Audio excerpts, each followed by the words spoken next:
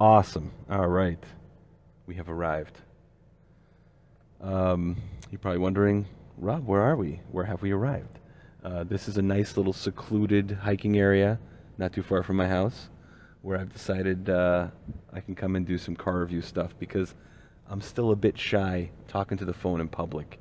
It doesn't feel right. It feels very awkward talking to the phone in public. I'll get over that. But anyways, welcome back to GTR. I know it's been a while since I posted anything, but I've been going through some personal stuff in my life right now, but I'm not going to let that stop me from doing the one thing I love most, which is talking about cool cars that I love. So, what I wanted to do right now is I wanted to talk about the Pontiac Solstice, which I acquired in September, October of 2021, and I'm in it right now, of course. It's not really a top 10 list, but it's a list of features, and quirks that I really like about this car. Notice what I did there. Features and quirks. I don't think Doug has that trademark. Amazing quirks and features. But I'm just going to go with features and quirks. Okay. I have my ghetto headset on with a ghetto windscreen right there. Yes, I know. It's all I have right now, but it works well. And we're going to go over the things I love about this Solstice. I have a list, of course. Okay. The first thing I love about this car is right here. I'm going to pan up to it. It is this little cutout right there. Now check this out. Let me turn the light on so we can see this. There we go. So here's the roof line of the car. There is the passenger side, and this is just like a solid piece of, I don't know what it's made out of, but it's metal. You know, it could be aluminum. I'm not sure what it's made out of. Anyways, it's metal. But check this out. Right here, there is this little cutout in this metal support piece for the roof, right? And I don't know what it's really made for, what it's meant for, but it is great as a handhold, right? It's also great to put small items in, like a wallet or a phone. Fits right in here, and there's actually like a little pocket in here, so it's not going to go anywhere. Whatever you put in here is going to stay in here. Let me see if I can actually get a shot in there. Anyways, you get the idea. See? How cool is that? It's this little cutout that they put in. Whoever designed the car said, "Oh, let's put a little pocket there for people to put stuff in." And I really appreciate that because, like I said, there's like no room in this car for anything. Like, I'll show you all the storage right now, real quick. We've got the glove compartment. Boom. We've got this little storage area right here, right, which is not very big. It can hold like a couple cans of Coke, or not even, like one can of Coke in there, that's it. And cup holders, of course. And then really, just these front pockets, right? There's one on the front seat, my front seat as well. And then there's like these cutouts right here, these little pockets right here on the side. And that's it. Yes, so anyways, that little cutout, very useful, very handy. I like that. Whoever designed that, thank you very much. The next thing I love about this car is that when you're driving around at slower speeds, anything below 20, and you're in first or second gear, the transmission makes this really neat whining sound. Stop whining! And I know you're thinking, Rob, the transmission shouldn't be whining. What do you mean? It's not like something's broken whine. It's more of, it's just the way this transmission sounds in general. I know the transmission's healthy. I had the fluid changed recently, so there's no problems there. But I think it's just the nature of how close a transmission is to the cabin and to me. And it's a truck transmission, too. I believe it comes out of a Chevy Canyon or something, like a pickup truck. So anyways, it has this really great whine that happens at lower speeds. And it sounds a little bit like a supercharger.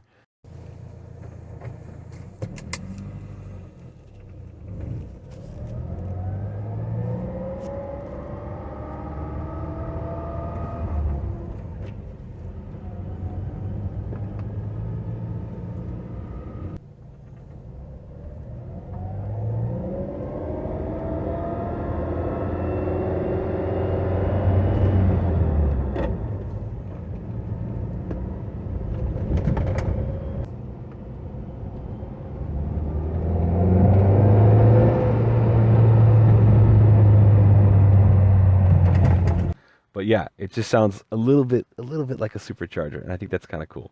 All right. I know it sounds silly, but you got to hear it to understand it. Okay. Oh, here's a third thing I love about this car. You have to get out of the car, and hopefully the wind noise isn't too crazy. So these two things here, this one and the one over there. When you open the trunk, these pop up, right? Let me open them up. You gotta go in here and push the secret button. Don't tell anybody where the secret button is, okay? All right. So they just popped up, right? Now, what I was gonna say is I absolutely love. Let's close the trunk. I love clicking these back in. They are massively satisfying to click in. Ready? Makes a nice noise, feels cool, and I don't know why. I just have there's a lot of satisfaction putting those back in. Thanks for the tip. Yeah, I know. I'm a dork, but it's the little things that get me excited. Okay. The next thing I love about this car, let's see if I can demonstrate that right now, is the view over the hood. So from my position here, this is exactly where my eyes are. The view over the hood is just perfect, right? Got this nice long hood. You got where the wheel arches are right there, and then right there you can kind of catch it there too. And heck, I can even see a little bit of the headlight from here. Right there's a headlight. That view is just perfect. I love it. I mean, the hood is so long compared to the whole size of the car, but I really dig this long hood and just the curves on it. Looks really nice. It's very elegant.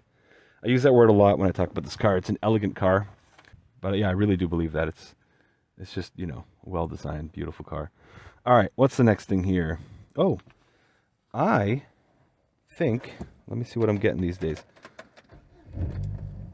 This vehicle is not very fast. I've got the smaller engine, the 2.4 liter, and I drive this thing in a spirited manner. I'm not killing it. I'm not bringing it up to 6,000 RPM every time, but I'm definitely, having a little fun with it.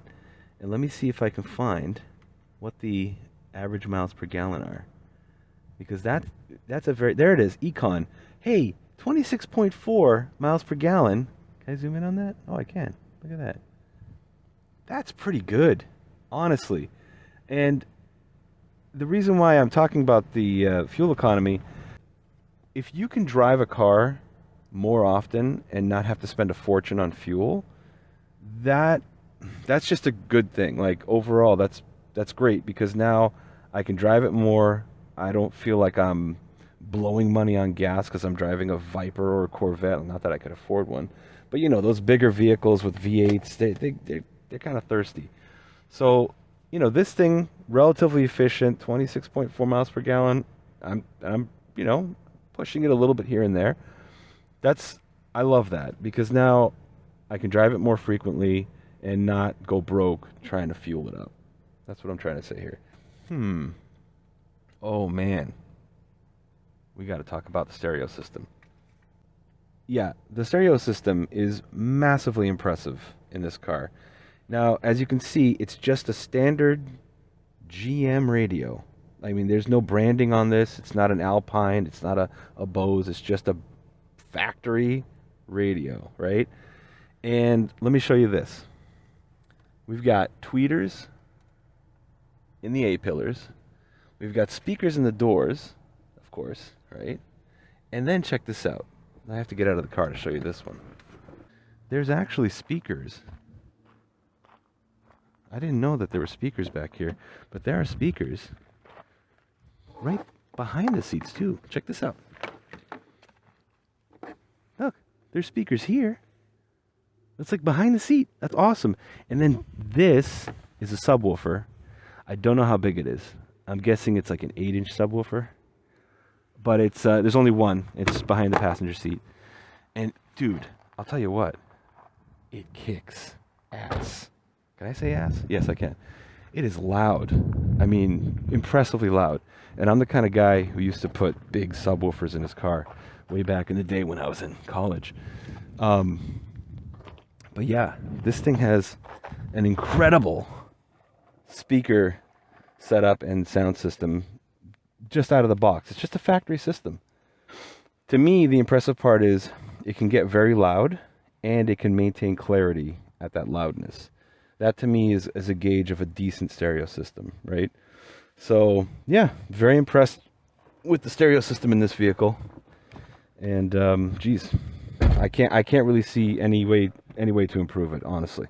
It's perfect the way it is, and I don't want to. I'm not messing with it. Nope, not touching that. Okay, next thing. So when you're sitting in the cockpit, the cockpit, like it's an airplane. When you're sitting in here, it feels like you're in a cocoon.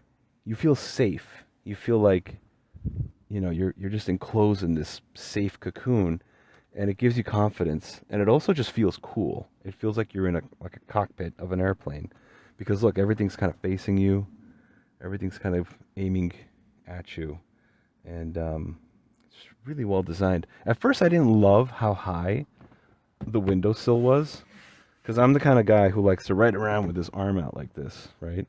And as you can see, it's going up a little bit. It's higher than I want it to be. But after a while, I just got used to having it this high, and I end up just resting my arm here more of the time. It just feels it feels cool to have everything up this high, and it just feels like you're in this cocoon. That's the only word I can think for it. So yeah, I love that about this vehicle, that cocoon vibe it gives you. All right, what's next? Ooh, the glass rear window. Check this out. Glass. Not plastic, solid glass. And it even has defrost wires in it. I mean, that's as good as it gets for a rear windshield. That's a proper rear windshield, right? I don't ever have to worry about it getting cut or split or fading. None of that. High quality, nice piece of glass. I really like that. And it also helps with the sound getting into the cabin. It definitely makes it quieter in here. So thanks, Pontiac, for putting in glass back there instead of plastic. Next is, of course, we have to get out of the vehicle to talk about this one. Stand by. All right. I love the way the rear of this car looks. Specifically those two humps, right? I just can't get over how, I don't know.